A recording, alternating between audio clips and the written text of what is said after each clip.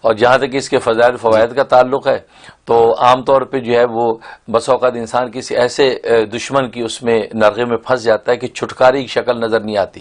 دشمن طاقتور ہے، بڑا خطرناک ہے، اور یہ بیچارہ بالکل بے بس ہے، عاجز ہے. اس وقت یہ سورہ ہود بڑا کام کرتی ہے کہ اگر ایک مرتبہ سورہ ہود پڑھ کے اس سمت کی طرف جس سمت پہ دشمن رہتا ہے اس کی طرف 3 دفعہ پھونک دیا کرے اور کھلے آسمان کی ہاتھ اٹھا کے اللہ سے دعا کر لیا کرے تو 41 دن اگر پابندی سے کر لے تو اللہ تبارک و تعالیٰ موذی دشمن سے نجات دے دیتے. یہ اس کی بہت بڑی فضیلت ہے. اور دوسرا یہ ہے کہ اگر جو بہت بڑی کوئی ایسی مشکل آ گئی کہ جس کے چھٹکارے کی شکل ہی نہیں ہے اور انسان ہر طرف سے پھنس گیا ہے تو 13 مرتبہ کا اس کا ختم کریں. اکیلا پڑھ لے یا چند لوگ مل کے 13 مرتبہ کا اس کا ختم کر کے دعا کر لیں تو ایک ہی دن میں اللہ کام کر دیتے ہیں اور اس مصیبت سے چھٹکارا ہو جاتا ہے. اور تیسرا بڑا زبردست فائدہ ہے کہ یہاں کی دنیا میں عام طور پر بچے دین سے مذہب سے بے بہرا ہو رہے ہیں اور وہ کہتے ہیں نہیں ہمیں نہ نماز پڑھنی نہ روزہ رکھنا ہے، آخر باخر کچھ نہیں ہوتی.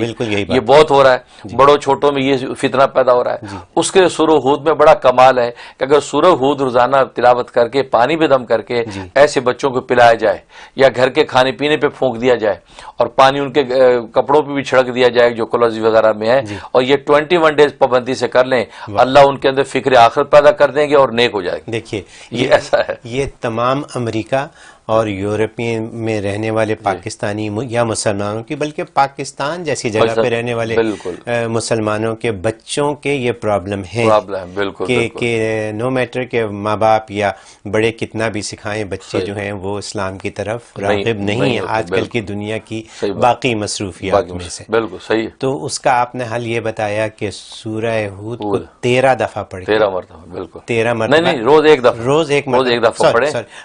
روز ایک مرتبہ اور 21 دن تک 21 دن تک رہیں. پانی ان کو پلائیں، گھر میں چھڑکیں، بلکہ ہو سکے تو روز کر کے کریں کیونکہ آج نئے نئے فتنے بڑے چھوٹے سب کے اندر پیدا ہو رہے ہیں اور غفلت آخرت سے پیدا ہو رہی ہے.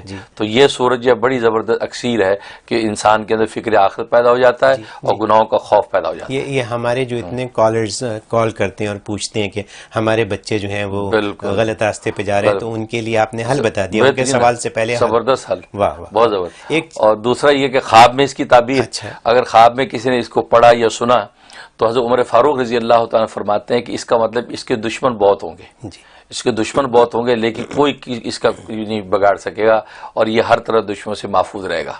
اور امام جعفر صادق رحمۃ اللہ علیہ فرماتے ہیں کہ اگر اس نے سورہ ہود خواب میں پڑھی یا سنی تو اس کا مطلب ہے کہ اللہ اس کی عمر کو لمبا کریں گے اور اس کی زندگی میں سفر زیادہ ہوں گے.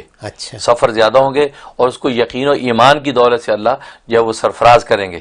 اور آخرت میں اللہ تبارک و تعالی اس کو اتنا اجر دیں گے جتنا حضرت نوح علیہ الصلوۃ والسلام کے ماننے والے اور نہ ماننے والوں کی تعداد ہے. یعنی ان کی تصدیق کرنے والے اور تکذیب کرنے والے سب کی جتنی تعداد بنتی ہے ہر عمل کے بدلے میں اللہ ان کو اتنا اجر دیں گے اس شخص کو.